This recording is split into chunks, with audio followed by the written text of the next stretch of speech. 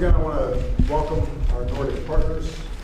The last time that we met together was 3 years ago in Sweden, and we had a very productive meeting again here today.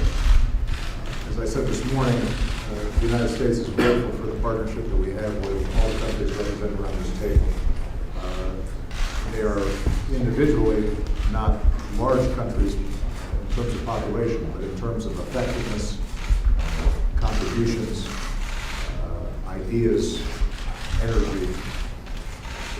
They are enormously important players on the international stage, and the fact that our values and our interests align make them one of our most important partners. So we very much want to thank their presence. Given the threats of terrorism, our Nordic partners are making significant contributions in the fight against ISIL, including more special operations forces, aircrafts, and trainers, more assistance to stabilize areas that have been liberated from ISIL, and more humanitarian assistance to Syrians and Iraqis. We discussed our counterterrorism cooperation, and that includes the need to share more information. And I want to thank Denmark for new commitments to the NATO mission in Afghanistan.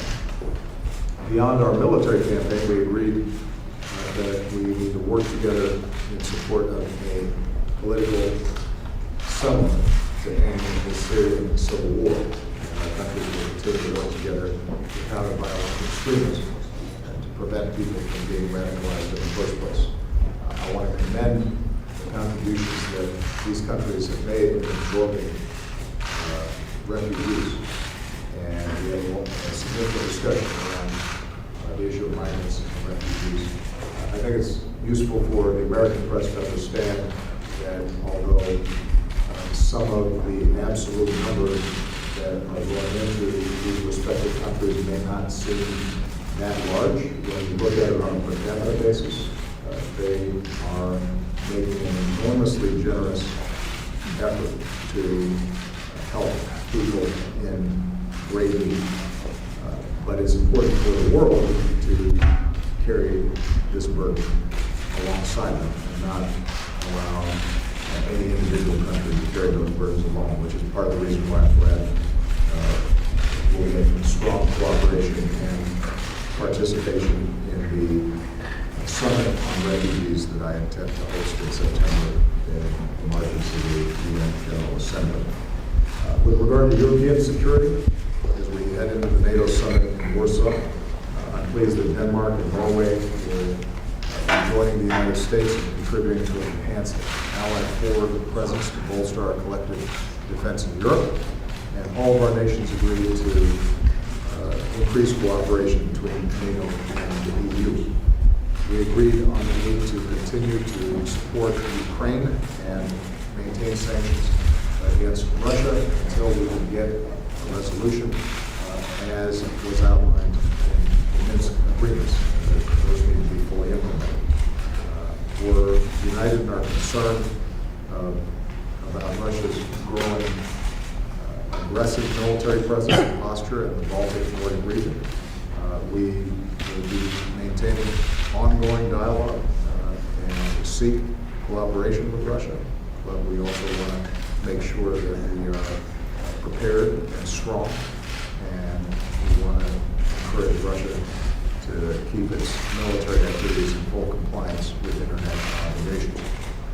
As members of the EU, Denmark, Finland, Sweden are strong supporters of TTIP. I reaffirm my intention to try to get this done before the end of the year. We discussed the importance of Europe's energy security, including diversification of suppliers and sources and routes. Our 6 nations remain strong partners in climate change, including the implementation of the Paris Agreement and transitioning to a low-carbon economy. And as Arctic nations, we committed to conservation and sustainable development that prioritize our efforts to combat climate change. We look forward to hosting the first ever White House Arctic Science Ministerial this fall to ensure that we're working together on that issue. And finally, all the leaders here are key partners in global development. The Nordic countries are some of the few countries. And by the way, the United States doesn't fall in this category of meeting the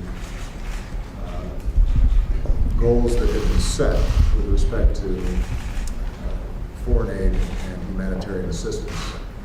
And I'd like us to do even more. They're doing a great job.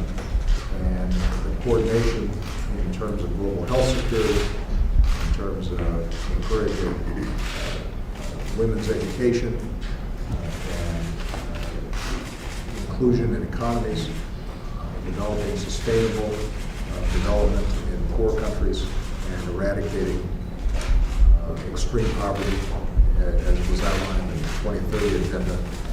All these countries have been outstanding leaders in this process. And one of the things we discussed is how we can coordinate better so that we get more effect from the common contributions that we're making in that regard.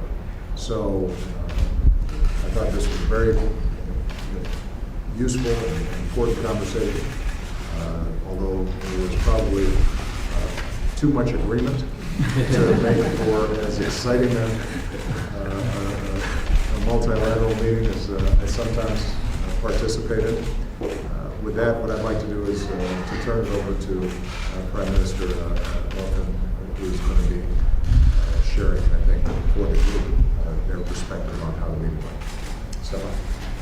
Thank you, Mr. President, and thank you once again for inviting us, Nordic leaders, to this summit. We appreciate it very much. We know that the United States and the Nordic countries, we share a great history. More than 11 million Americans have Scandinavian heritage. So we share that, but we also share many values, and that was clear today. Let me just give two examples. First, we agree on the need of global response to common challenges. And the transatlantic link is more important than ever. It is actually key to preserving European and global security. And in times when basic rules and norms of international standards are contested, we stand side by side to defend them. We will not recognize the illegal annexation of Crimea or accept Russian aggression in Ukraine. We are convinced that a negotiated two-state solution is urgently needed for peace and security for both Israel and Palestine, and will require actions and responsibility. We welcome the military progress made by the coalition against Daesh, while seeking to complement these efforts with strong political and civilian support. We have also agreed to work together to tackle the root causes of forced migration. I believe that we need a globally shared responsibility in handling the flows of migration, and we welcome the US-led Leaders Summit on Refugees in September, to which Sweden will seek to actively contribute, and I will personally attend that summit. I think it's very, very important to have a global perspective on the migration issue. The same goes for climate change, and I applaud President Obama's instrumental role in pushing for the climate agenda and the clean energy revolution in the US and globally, and our Nordic countries will gladly both cooperate and compete in the race to reduce emission. And I can also say that Sweden aims to be the first fossil-free welfare nation in the world. Secondly, the US and the Nordic countries share the belief that the best foundation for individual freedom are jobs, growth, and social investments.